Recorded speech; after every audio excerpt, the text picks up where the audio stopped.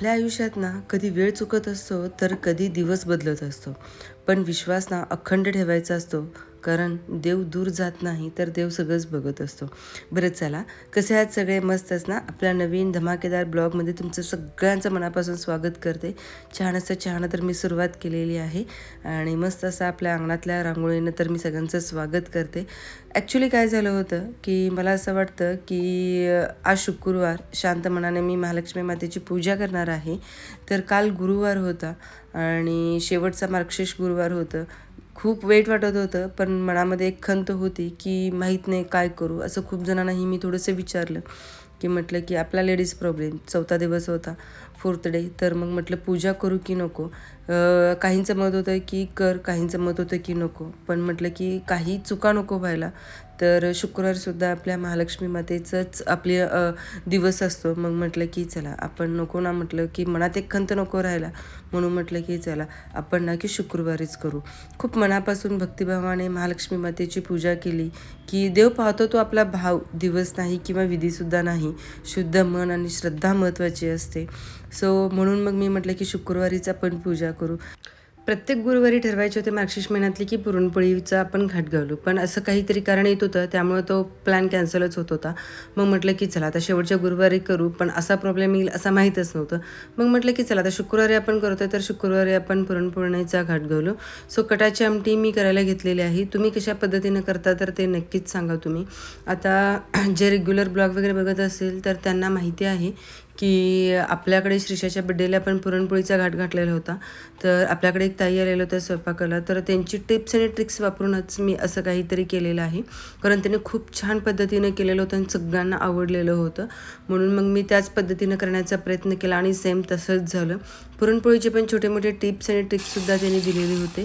So त्यामुळे मीही तशाच पद्धतीनं करण्याचाही प्रयत्न केला. खरंच खूप छान सुगंध पण दरवळत होता. सो अशा पद्धतीने कटाची आमटी तरी केली. भात आणि कटाची आमटी खरंच खूप छान लागते आणि तुम्हाला आवडते की नाही नक्कीच सांगा. आणि पुरणपोळीचं चला आता ॲक्च्युली पीठ भिजत ठेवलेलं होतं. पुरणसुद्धा मग मी वाटून वगैरे सगळ्या गोष्टी घेतलेल्या होत्या. आणि पण ॲक्च्युली काय झालं होतं माहिती आहे काय, की थोडंसं डाळ माझी कच्ची राहिलेली होती. वाटता आलं गूळ वगैरे घालून ते परत शिजलं, पण थोडंसं कोरडं झालेलं होतं. मग विचार करत होते की काय करू, कारण तसंच करू का. तसंही होतं ते पुरणपोळी, कारण मी खूप वेळा पण असं झालेलं होतं, तर त्यावेळेसुद्धा मग मी तशा पद्धतीमध्ये केलेले होते. बट त्यामध्ये थोडंसं दूध घालून परत जरी ते आपण एकजीव करून घेतलं ना तर खरंच खूप छान होते. जरा कटाची आमटी कशी झाली तर पहिला नक्की सांगा. पीठसुद्धा मी आधी भिजवून ठेवलेला होता, सो छान मऊसुद्धा भिजलेला आहे. पुरण करत असताना लक्षात आलं की जीवनातल्या गोड क्षणासाठी की थोडा आपण संयम ठेवावा लागतो. आणि जसं आपण पीठ मळतो तसं आपलं आयुष्यही घडत असतं असं वाटलं. प्रत्येकाच्याकडे आता पुरणपोळीचा बेत किंवा पुरणपोळी करण्याची पद्धत ही थोडीशी वेगवेगळीच असते. आता खूप जणांच्याकडे सुद्धा मी बघितले, बट जसं आपल्याकडे पहिल्यापासून चालत आले ना तर त्या पद्धतीनंच करूया, कारण परत ह्यामध्ये काहीच चुकायला नको. पण खूप छान पुरणसुद्धा झालेलं होतं आणि पीठसुद्धा छान भिजलेलं होतं. आणि तुम्हाला खरं सांगू का की बरोबर तेवढंच तेवढ्याला झालेलं होतं. म्हणजे पीठसुद्धा जास्त झालेलं नाही आहे किंवा पुरणसुद्धा जास्त झालेलं नाही आहे. कटाची आमटी भयंकर मला आवडते आणि तुम्ही सांगा की तुम्हाला पुरणपोळी कटाची आमटी कशी वाटते. आता हा नवीन मी लायटरसुद्धा आणलेला आहे आणि दाखवायचं विसरून गेले, कारण ना ॲक्च्युली ना खरंच की छोट्या छोट्या गोष्टीसुद्धा मी आजकाल दाखवायचं विसरून चाललं असं वाटायला लागलं. तर ती खूप छान आहे, त्यामुळे आपली पणती म्हणा, दिवे वगैरे पण खूप छान पद्धतीनं लागतात. सो मी तुम्हाला दाखवते आता नेक्स्ट ब्लॉगमध्ये. मी खरंच खूप छान चार्जिंगचं आहे, खूप आवडलं मला तेही. सो चला इकडे कटाची आमटी होसपर्यंत आपण पटकन पुरणपोळी करून घेऊ. आणि आपला सिम्पल राईस करायचा आहे, कारण जो काही आपला व्हाईट भात असतो ना तो आणि आमटी खरंच खूप छान लागते. आज आपला उपवास आहे, त्यामुळे पूजा केल्याशिवाय आपल्याला काही खायचं नाही आहे. आणि एक सांगू का, मेहनत कधीच वाया जात नाही. योग्य वेळ आली की तिचे फळ आपल्याला नक्कीच मिळत असते. जेव्हा आपले हे पोळी तव्यावर फुलले ना, तेव्हा मनात एक खरंच विचार येऊन गेला की मेहनत कधीच आपली वाया जात नाही आहे. आणि एवढं छान पद्धतीनं ते पुरणपोळी वगैरे मस्त झालं ना की खरंच जशी पुरणपोळी फुगते ना तेव्हा आपल्याला जो आनंद मिळतो ना तो काहीतरी आपल्याला वेगळाच असतो. कारण कधी कधी कसं असतं माहिती आहे काय, पुरण एकदा प्रॉब्लेम झाला ना की मग ती एकही पुरणपोळी व्यवस्थित चांगली होत नाही आहे. त्यामुळे अशी जेव्हा ती पुरणपोळी फुगते ना तेव्हा एक छान समाधान मिळतं. आणि जेव्हा घरातले खातात ना तेव्हा तर परत दुप्पट आपल्याला समाधान वाटत असतं. सो एकदा ह्यामध्ये गडबड झाली ना की मग पूर्ण दिवसच खराब होत जातो. त्यामुळे ना की अशी फुगलेली पुरणपोळी बघून ना खरंच खूप समाधान वाटतं आणि खूप भारीसुद्धा वाटत असतं. बरं चला, तुमचा मागशीच ॲक्च्युली थोडासा व्हिडिओ लेट येतो आहे, आय नो, बट व्हिडिओ नक्कीच शेवटपर्यंत तुम्ही बघा आणि इथून पुढचे पण सगळे टायमिंगवरती टाकण्याचा मी प्रयत्न करणारच आहे. सो अशा पद्धतीनं मस्त असं आपली पुरणपोळी वगैरे ही सगळी तयार झाली. आता पूजेची सुद्धा तयारी करून घेऊ. आता मे बी श्रीषा आल्यावरती आपण वाचायला घेऊ, पण माहीत नाही ती बसेल किंवा नाही आहे. परंतु तिची एक्झाम वगैरे सुरू आहे. सो त्यामुळे आज एक्झाम होईल तिची लास्ट. सो त्यामुळे ती आज खुश असेल, बट बसेल की नाही आय डोंट नो. त्यामुळे बघू, ती आल्यावरच आपण पूजा करायची आहे, वाचायचं आहे. सो त्यामुळे ती सगळी आपली तयारी करून घेतलेली आहे. सो मस्त अशी पुरणपोळीही तयार झाली. तुम्ही कोणत्या पद्धतीनं करता तर तेही मला नक्कीच सांगा.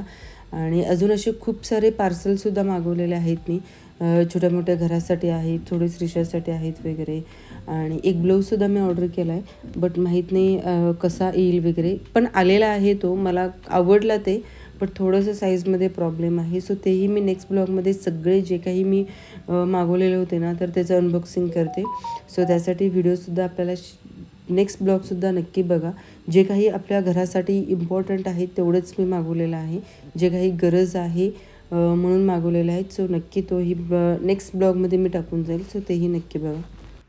आणि आजची जी धावपळ असते ना तर ते खरंच विचारू नका, कारण ॲक्च्युली काल गुरुवार असल्यामुळे ना की इझिली मार्केटमध्ये सगळ्या गोष्टी मिळत होत्या.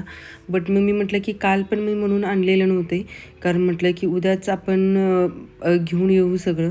म्हणून मग मी काल काहीच घेऊन आले नव्हते आणि आज मी गेले तर खाली तर काहीच मला मिळालं नाही. त्यामुळे जेवढं जे काही माझ्याकडं मला खाली मार्केटमध्ये मिळालं ना तर तेवढ्याचंच मग मी पूजा केली. मला असं वाटतं की पूर्ण भक्तीने किंवा श्रद्धाने जर पूजा केली ना की म्हणजे कुठली विधी म्हणा किंवा कुठला दिवस असं काहीच नसतो, कारण देव पावतो तो आपला भावच आणि आपली जे काही शुद्ध मन असतं आणि श्रद्धा महत्त्वाची आहे एवढंच वाटतं. सो जे काही मिळालं त्यातच मग मी पूजा केली. सो असं काहीतरी माझा आजचा हा दिवस गेला, थोडं धावपळीतसुद्धा गेला. पण तरी आपण थकत नसतो, कारण आपण फक्त अन्न बनवत नाही तर आपण आरोग्य म्हणा, ऊर्जा, आनंद तयार करत असतो.